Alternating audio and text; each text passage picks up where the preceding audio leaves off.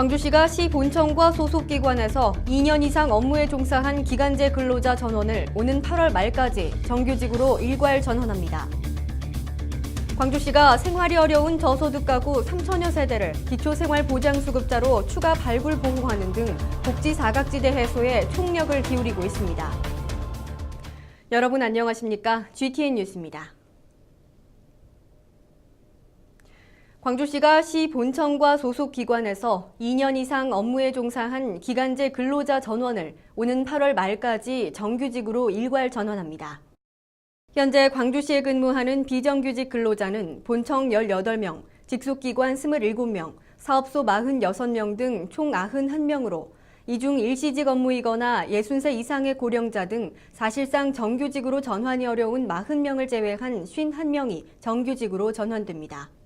정규직 전환에서 제외된 근로자 등에 대해서는 복지 포인트, 상여금, 정규직 채용 시 경력 인정 방안 등 처우 개선 대책이 추진될 예정입니다.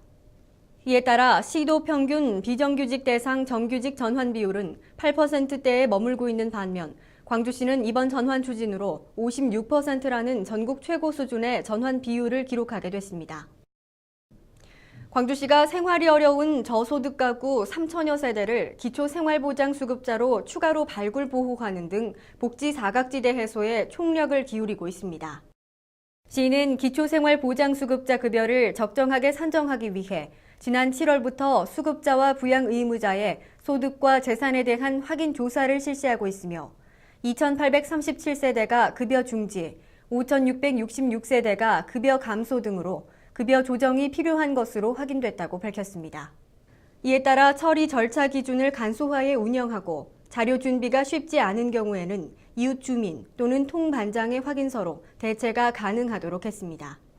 권리 구제를 받는 대상은 급여 중지 대상 중 1,840여 세대, 급여 감소 대상 중 1,520여 세대 등 총 3,360여 세대이며 추가 조사가 필요한 가구에 대해서는 오는 8월 말까지 소명 기회를 부여할 예정입니다. 광주시가 창업에 앞서 복잡하고 어려운 인허가 관련 사항을 사전에 확인할 수 있는 온라인 인허가 자가진단 서비스를 전국적으로 실시하고 있습니다. 온라인 인허가 자가진단은 식품 관련 영업신고 등 99종의 인허가 사무에 대한 인허가 가능 지역과 관련 규제 정보를 안내받고 민원 신청에 필요한 요건을 검토해 볼 수 있는 서비스입니다. 이에 따라 과거 인허가를 받기 위해 민원인이 일일이 관련 법령을 찾아보거나 관청에 문의하던 번거로움에서 벗어날 수 있게 됐습니다.